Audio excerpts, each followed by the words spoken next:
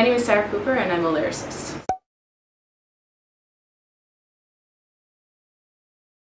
My name is Daniel Mate. I'm a lyricist whose phone is ringing in his pocket. I apologize.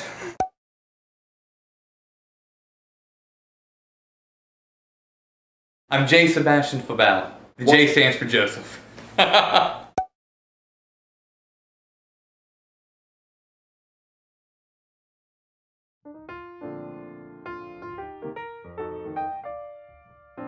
It really depends on the song. I think I tend to write down some ideas and then it sort of forms into a lyric. And then once I have like an A section, then the structure becomes more clear. No, I don't write with any intention or ideas to where it's going. Once I finally hit on something that I realize I want to write the song about that, then I think I structure it out more because it's all kind of, you know, come together. If I'm writing a song consciously in the style of a pop form, then I'm really going to let the pop form influence how I structure the song. There should be a bridge here, there should be a chorus here. You know. If I'm writing a song that is more of a storytelling song, then it can be more freeform. It's wherever it needs to go. I come up with the hook, or I come up with like a phrase that becomes the informing part of the lyric. Gotcha. And you build it around that. So Yeah. Exploring a lyric and the evolution of a lyric is like exploring the character. Yeah. So, who knows? Let's start writing one and find out.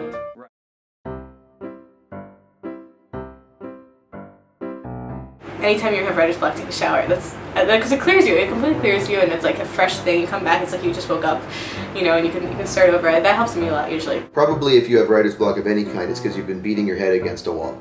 And you just notice which wall you've been beating your head against, and notice that you're not getting anywhere with that wall. You're trying to get through this boulder that's fallen on the side of the highway, and you're not seeing that you could back the car up and go around it. Sometimes it's just create a word bank. So knowing what, you know, character A is going to eventually kind of be singing about. You have to have some sort of loose idea as to what it's going to be about, at least for my type of writer's block. Right. And just writing a word bank of just anything specific to the world or to the character. You find that you have really nothing to say. And so by the bridge is the classic place where you're spinning your wheels. Yeah. And you're stating the obvious and sort of going nowhere.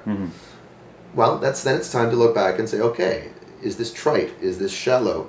Is there something I'm not exploring? Is there a more interesting question? And often it'll be like in your first or second verse. That's what I should be focused on. Well, then it's time to take a direction change and try something different. I mean, say it's taking place in the 1920s and he's a detective. You would write things like, smoke or cigarettes or taxi cabs, right. A dim street light, just anything, words that could just help stimulate the world. But also, I guess, eating some sugar.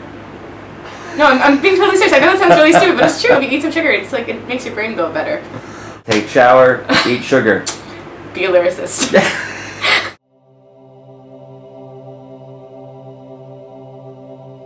The word you choose to rhyme is far less important than how you get to the rhyme. For me, it's completely based on the characters. Anytime you can rhyme a plural with a singular, very, very good rhyming Oh yeah, trick. I gotta hang on to that one. Yeah, that's really, really good. That's a good point. You know, or rhyming homonym, like things that have that are spelled differently. Right, right. So drought with about is better than shout with about. I really believe perfect rhyming is the absolute way to go.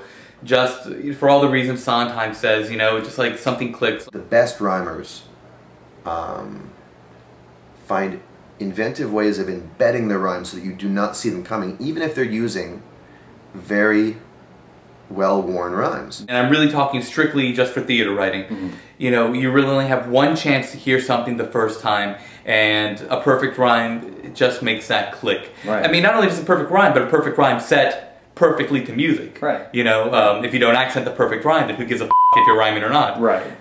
Whoever is speaking, you should think about whether or not they would rhyme a lot or not.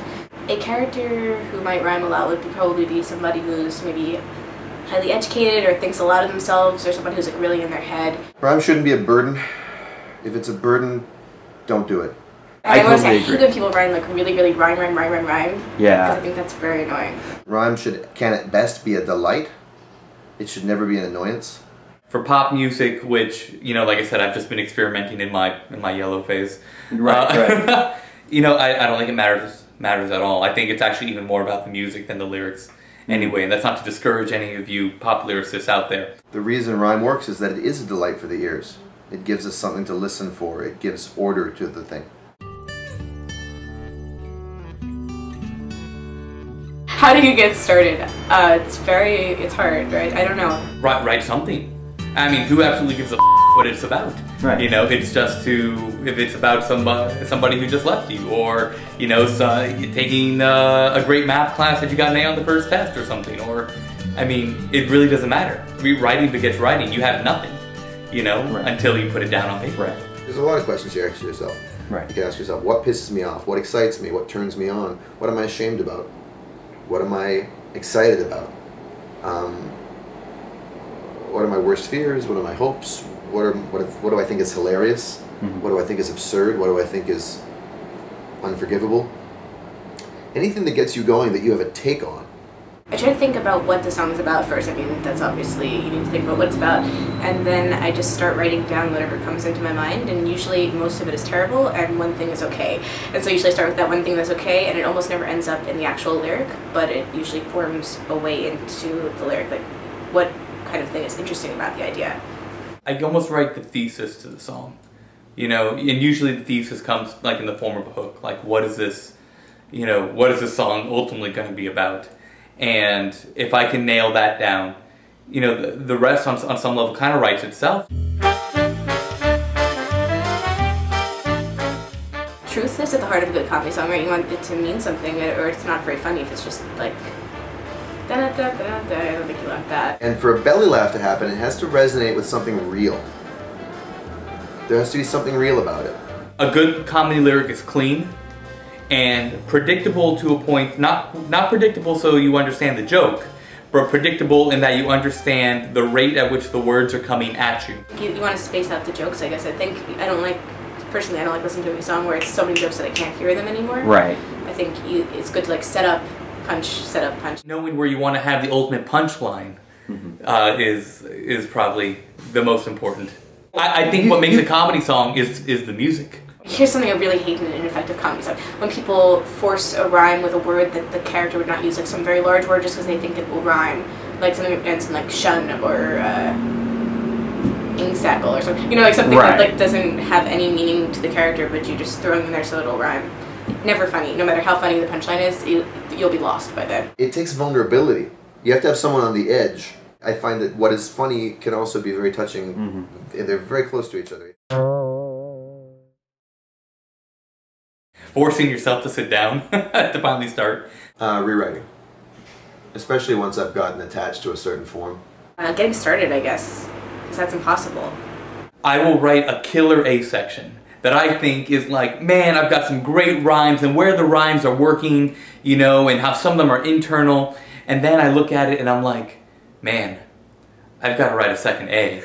And I have to you know, keep the same, you know, rhyming structure, you know, and rhyme at the same places on the same beats and stuff like that. Yeah. A, and what was organic now becomes something you have to force yourself to do. Absolutely.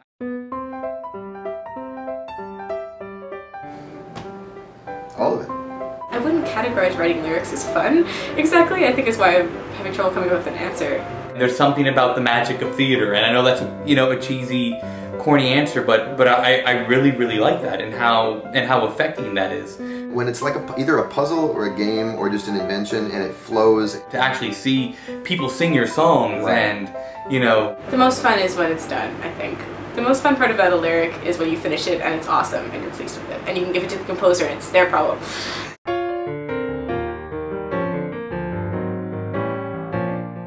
Never rhyme for the sake of rhyming. Figure out how it is that you see the world. And then try to say it as accurately and as authentically as you can to the way you see it. If you have a take, it won't suck. Right. If it's yours. Right. Really just allowing yourself to say, it's okay to write crap. Because writing begets writing. The more you have, the more that you can kind of pull from. You just find that idea, that theme, and just keep on writing about it. You'll find something about it. Always enjoy yourself and don't lose what is you about the lyric just because you think it needs to sound like something or be formed a certain way. I think be true to what you're trying to say and don't get distracted by the rhyme or the form or what anybody else tells you a lyric should be. Except for me. Not everyone's a writer. A writer is someone who actually has difficulty writing. If you have something to say and you have the desire to say it, then there must be a way for you to say it. And that's the journey. That's the thing to practice. Don't erase a single thing that you have ever written. a good lyric doesn't have a lot of extra words, and every word has to really mean something, even if it's a the or an a. And I think like a really good lyric changes from the beginning to the end, preferably in the hook. Like, as in the hook means something else by the end. That's I think a really awesome lyric. Yeah. And you can't make it happen. Like, it just has to organically happen. And don't be afraid to sound like someone else for a while. You will. It's impossible that you won't. But when you have those sparks of, oh, something's coming out of me and I'm saying it in a way that I've never heard before, that's the exciting thing. That's the thing to pay attention to and to really go with that. Don't delete a single thing. Just draw a line through it.